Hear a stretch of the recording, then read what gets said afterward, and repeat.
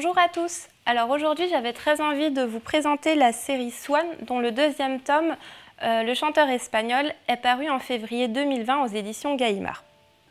C'est une série qui a été scénarisée et dessinée par Negib et qui nous parle d'histoire de l'art.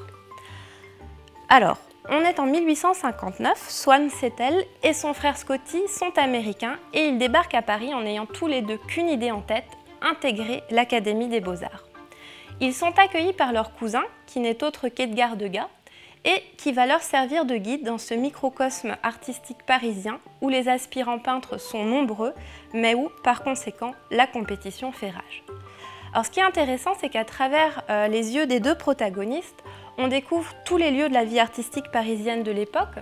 On y croise toute une galerie de peintres, ceux qui font alors figure de grands maîtres à imiter, comme Ingres, Delacroix, Thomas Couture, mais aussi toute une jeune génération de peintres qui commencent à se rebeller contre les codes esthétiques et l'académisme imposé par l'institution des Beaux-Arts.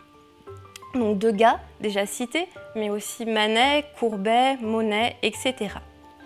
Grâce au personnage de Swan, on questionne aussi la place de la femme dans le monde de l'art. À l'époque, être peintre, c'est un métier d'homme, et s'il n'y a pas de loi qui interdise formellement aux femmes d'entrer à l'Académie des Beaux-Arts, on considère qu'elles n'y ont pas leur place.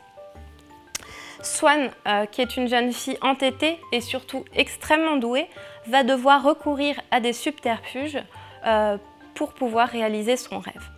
Donc c'est une série qui n'est ni un biopic, ni un documentaire, mais plutôt une sorte de feuilleton fictionnel qui se mêle à l'histoire de l'art.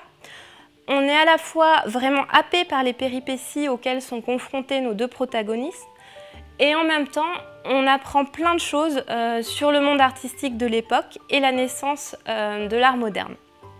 Donc c'est vraiment captivant. Moi, j'ai qu'une hâte, c'est lire la suite, puisque c'est une série qui est prévue en 3 tomes.